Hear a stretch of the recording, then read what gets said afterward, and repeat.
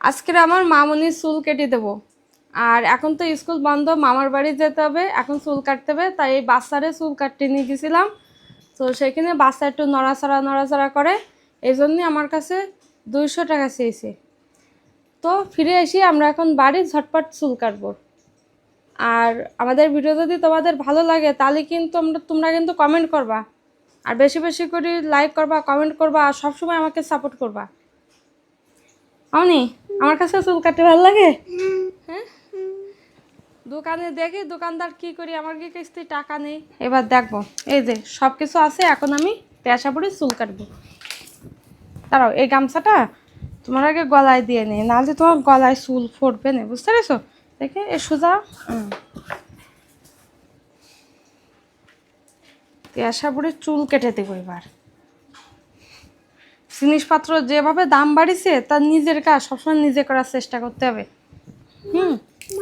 বলো, এখন চুপ করো, পরে কথা বলো, চুল টুল গালে যাবে। হ্যাঁ, চুপ, পরের কথা বলবা। আর এই যে এটা আছে, এটা দিয়ে আমি তেয়াশা করে চুল কেটে দেবো। চুল টুল রয়েছে, এটা সুন্দর করে এখন কাটতে হবে। এই যে দেখি, মামনি চুপ করে বসবা। হ্যাঁ, তাহলে তোমার তাড়াতাড়ি চুল কাটা হবে। হ্যাঁ, আরে আমরা কিন্তু আবার চুল কাটাই গেলে কিন্তু আবার তোমার একটা পুতুল কিনে দেবো। হ্যাঁ, তুমি ভদ্র হয়ে বসবা, তোমার একটা পুতুল কিনে দেবো। হ্যাঁ, হ্যাঁ, তোমার ওই পুতুলটা কিনে দেবো। বাচ্চাদের চুল কাটা অত সোজা না, দোকানদার তো আমার 200-300 টাকা চাইছিল। আর বাচ্চারা তো নড়াচড়া করে, এই জন্য একটু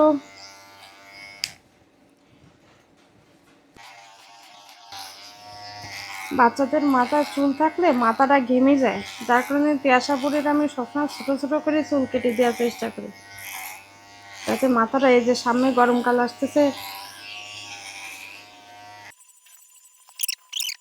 দাঁড়াও দাঁড়াও, তুমি একটু জিরায় নাও।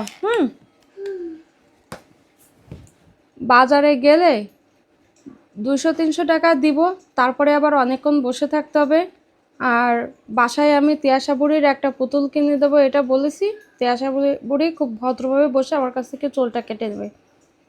তো আমাদের ভিডিও যদি তোমাদের ভালো লাগে তাহলে কিন্তু অবশ্যই অবশ্যই তোমরা লাইক কমেন্ট করবা, আর পারলে এটা শেয়ার করে দেবা। আর সবসময় আমাকে সাপোর্ট করবা, আমিও তোমাদেরকে সাপোর্ট করব। আমার মতন কারা কারা এভাবে বাসায় চুল কাটেন তারা একটু কমেন্ট করবে, দেখি কে কে চুল কাটতে পারে। আমার মামুনির একটা পুতুল কিনে দিতে পারি, অনেক ভদ্রভাবে বসে রয়েছে, তাই না মা? মামুনির জুটি বাঁধার জন্য আবার সামনের দিকে চুল রাখতে হবে।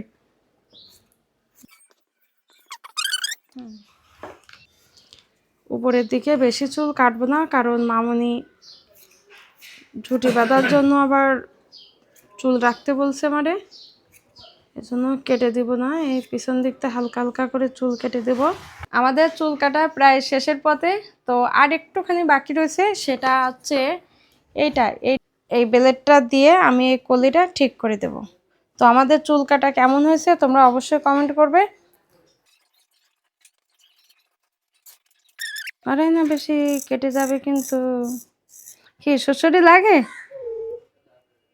ছোটবেলায় আমরা যখন চুল কাটতাম, না সুসুরি লাগবে না, তখন আমাদের এইখানটায় চুল কাটতে গেলে অনেক সুসুরি লাগতো।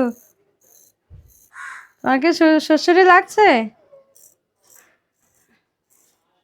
এই তো আমার মামুনির চুল কাটা প্রায় শেষের পথে। আর বেশি, ঘাটটা একটু সোজা করে নাও। কেমন লাগছে মা? মামার বাড়ি যাবা? হ্যাঁ, আমার ছোট্ট সোনা মামার বাড়ি যাবে।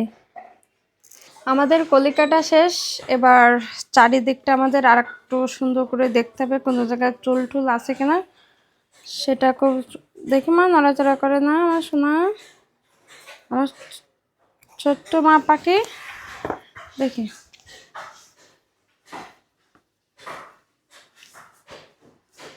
এই তো আমার মিষ্টি মা বুড়ি। এই যে, চোখ বন্ধ করো, চোখ বন্ধ, চোখ বন্ধ। তো আমার মামনির পিছন দিকে মাথা ঘেমে যায়, সামনের দিকেও যায়, তবে জুটি বাঁধার জন্য সামনের দিকে চুলটা রেখে দিয়েছি। আর এই যে পিছন দিকটা ছোট ছোট করে কেটে দিয়েছি। কেমন হয়েছে তোমরা অবশ্য কমেন্ট করবে কেমন হয়েছে। আমাদের তিয়াশা বুড়ির চুল কাটা শেষ, তো এবার ওকে কেমন দেখা যাচ্ছে সেটা তোমাদের সাথে শেয়ার করব।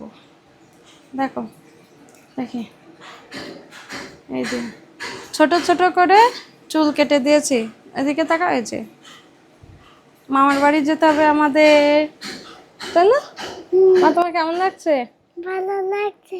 তুমি যে এত সুন্দর করে চুল কেটে দিতে পারো।